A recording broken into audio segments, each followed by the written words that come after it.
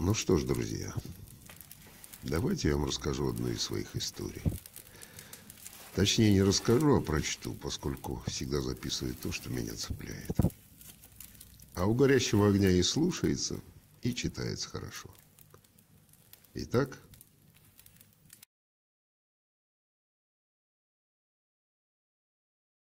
Танюха, которая лет 15 назад подрабатывала у меня бухгалтером, была финансистом от Бога. Мне ее рекомендовали в свое время как непревзойденного мастера различных схем, позволявших экономить и уходить от налогов. Время было такое: черной и белой зарплаты, фирма однодневок, двойной бухгалтерии и прочего, без чего просто не выживали.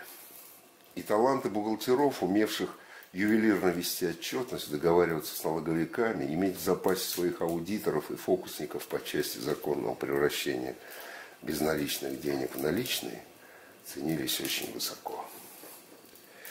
Я очень хорошо помню день, когда меня с Танюхой познакомили.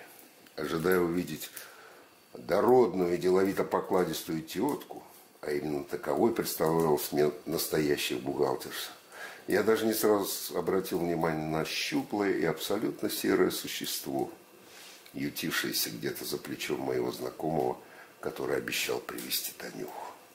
«Вот», — сказал мой знакомый, ставя Танюху перед собой, — «с ней у тебя будет счастье по полной программе». «Обязательно будет», — подтвердила Танюха, — «но только не с мая по сентябрь». Об этой ее странности бесследно исчезать на 4 фактически летних месяца меня предупредили заранее. Дескать, профессионалам нужно прощать их слабости, тем более, что все остальное время она будет пахать как вол. Я с этим согласился, оставаясь сторонником формулы «поживем, увидим».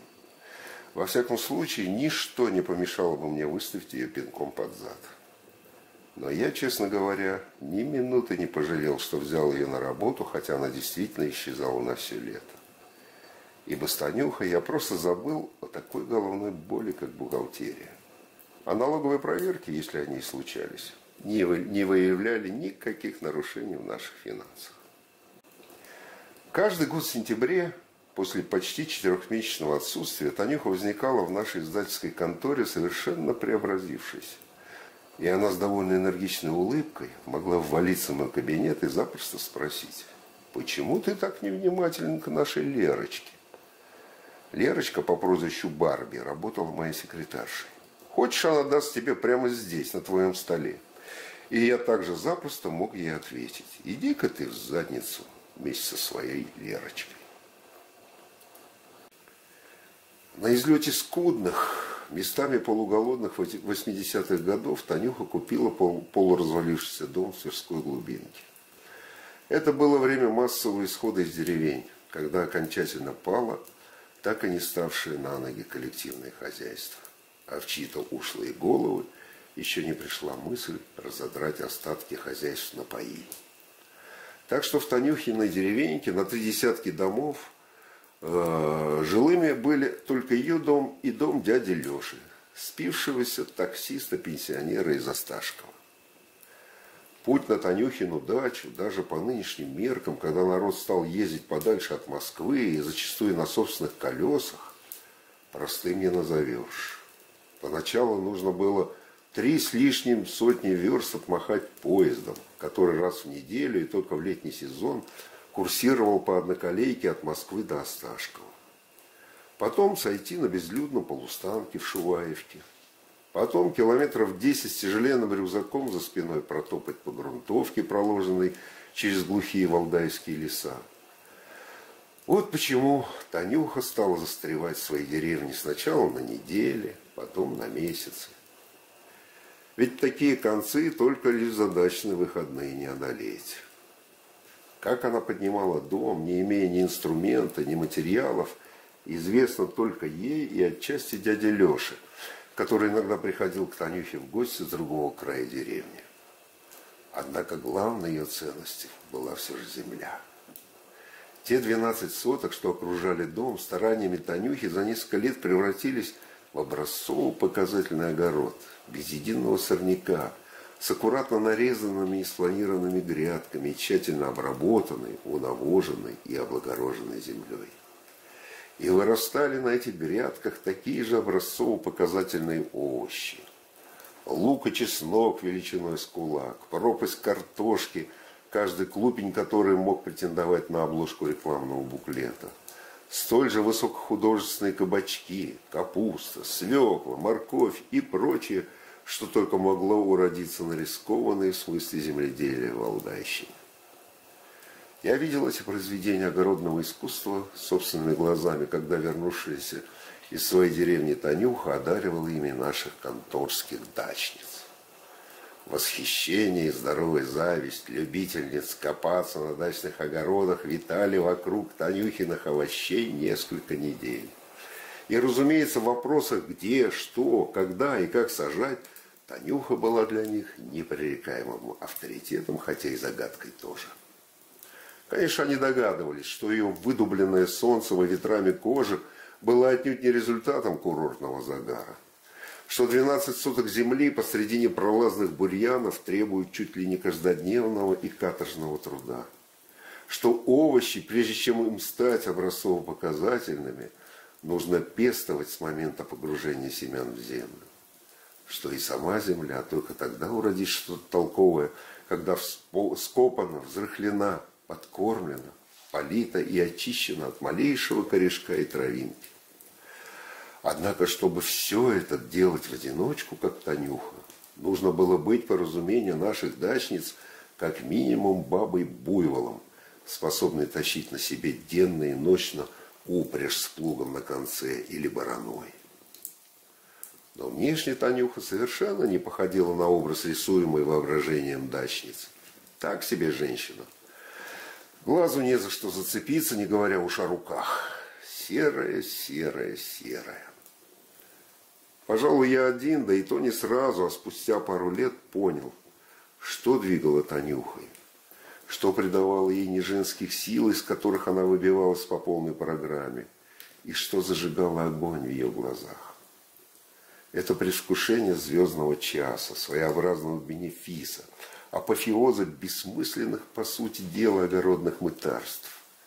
И этот ее звездный час наступал в окружении цокающих языками дачниц, которых было полно в конторах, где работала Танюха, и которые на фоне Танюхи, с ее точки зрения, выглядели непосредственными и праздными землеройками с их неизменным сюсюканьем. Лучок, петрушечка, капусточка. Минуты невероятной гордости за себя, за то, что может только она, и что она еще не то покажет, затмевали все в ее сознании. Даже, думаю, случившийся в ее отчасти дачной жизни жестокий факт, остающийся и по сию пору табу и тайной за 7 печатями. Анютка, Танюхина дочь, пока была совсем крохой, на лето оставалась у Танюхиных родителей. Но едва Анютке минуло 4, Танюха стала забирать ее с собой в деревню. Летели в тартарары детские чепчики и шапочки, ползунки и колготки. Анютка превращалась в деревенскую девочку с белым платком на голове, повязанным хаткой, в простеньком сарафанчике и крохотных галошах поверх носочков. Анна Андреевна, Танюхина мама, настолько устремленная в заботах о близких, что даже говор ее, казалось, вот-вот сорвется на плач, конечно, причитала: «Танечка, доченька, зачем же ты дитя малое туда везешь?» Ну как было матери объяснить, что одиночество в глуши – вещь во 100 крат более жестокая, чем одиночество в Москве? Что исступленное копание в грядках, когда руки делают одно, а голова думает о другом, тянется не вечно?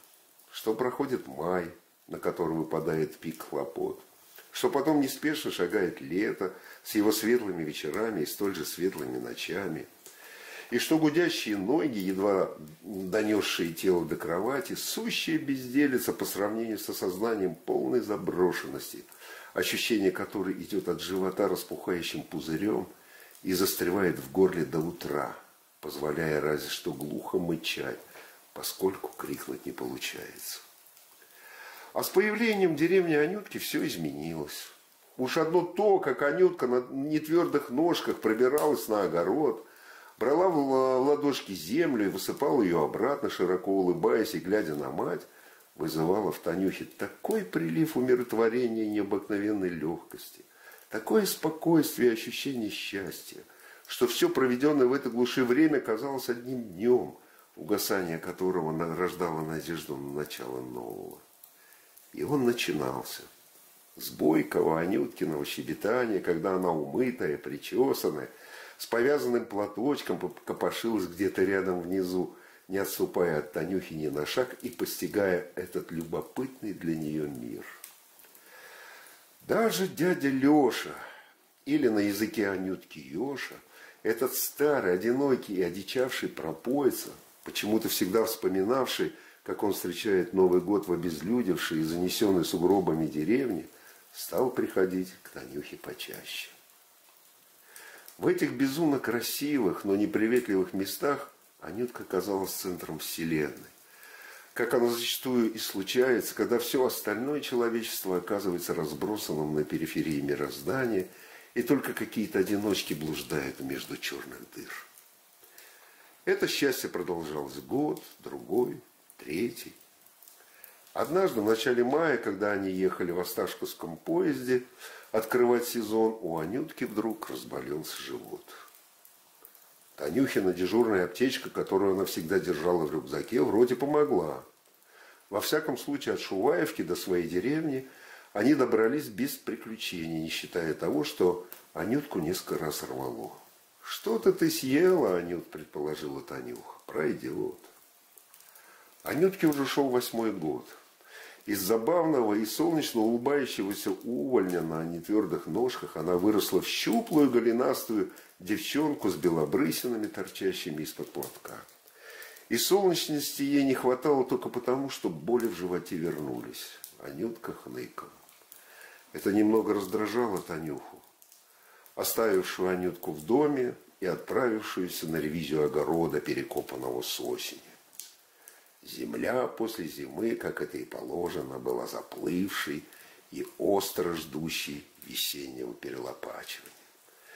И Танюха, горевшая нетерпением с февраля, с удовольствием предвкушала это перелопачивание, когда штык лопаты войдет в землю, как в масло, когда ком, находящийся с осени в забытии, вывернется наружу, к свету, когда слегка обсохнет и рассыплется, как отваренная картофелина, рожденная в той же земле. И в этом начало и корень Танюхиного успеха. Главное этого начала не прозевать. А вот Анютка продолжала маяться животом. К вечеру даже температура поднялась. «Потерпи, день-другой, и все пройдет», — приговаривала Танюха, давая Анютке на ночь питье из ромашковых цветов и ножпу, которая на все случаи жизни. Но это помогало слабо. И Анютка плакала. Тогда Танюха отправлялась на огород. Господи, ну не бросать же все из-за какой-то ерунды. Дня через 2 Анютке стало, кажется, получше. Так решила Танюха. Потому что Анютка почти все время спала, покрываясь испариной к выздоровлению.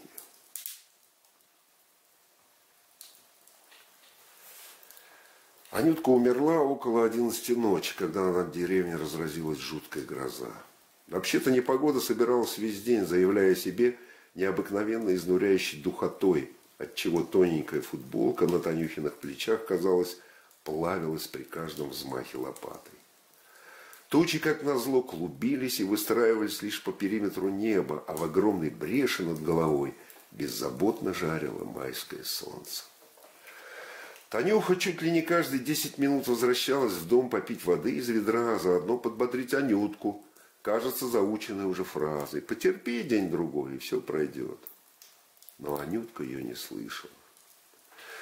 А когда в сумеречном небе полыхнуло, и окрестные леса вздрогнули от первых грозовых раскатов, Танюха поняла, что вновь осталась одна.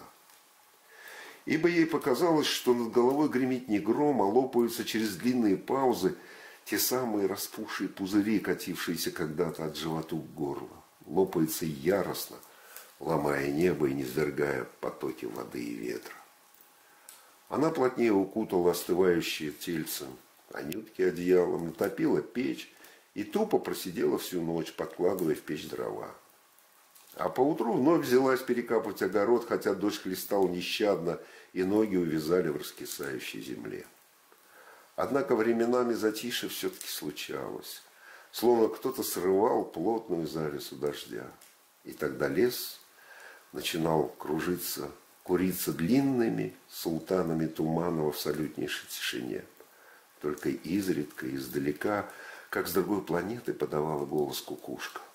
Танюха бежала в дом и вновь топила печь до возникновения в горнице легкого аромата деревенской бани по-черному, который кружил ей голову. Так продолжалось 3 суток, с перекапыванием огорода, периодической топки печи и тупым бдением по ночам. На 4-й Танюха сходила к дяде Леше, который не просыхал с майских праздников, и взяла у него тележку для перевозки молочных фляг. Уложив на тележку тело Анютки, Танюха пошла в сторону Шуваевки, волоча все 10 километров тележку за собой. Из Шуваевки мать и ее умершую дочь в сопровождении участкового милиционера перевезли на фельдшерской буханке в Осташковскую райбольницу. Немного позже к Танюхе вышел врач и буркнул: перитонит. Он привык к здешним и частым смертельным исходам, которых можно было легко избежать, хотя по простоте душевно хотел было спросить: чего же это вы, мамаша, раньше не приехали? Но все же промолчал. Он решил, что Танюха сошла с ума.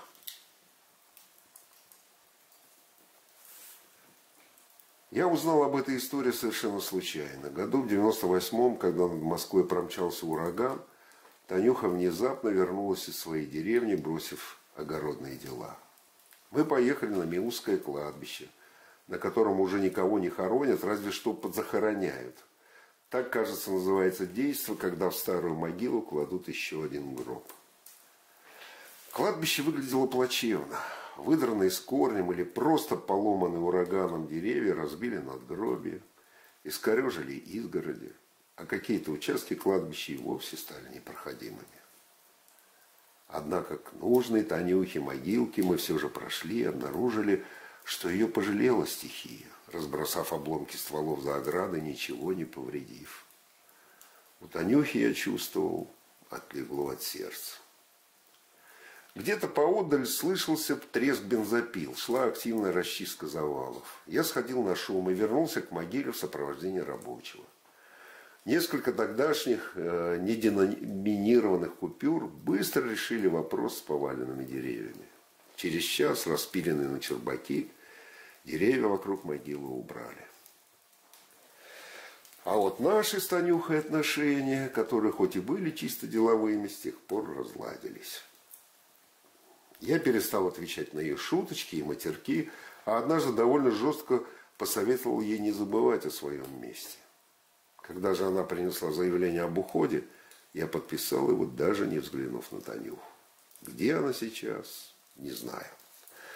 Но по сообщению той же Барби, Танюха вышла замуж и растит дочь, которой уже лет 10, наверное.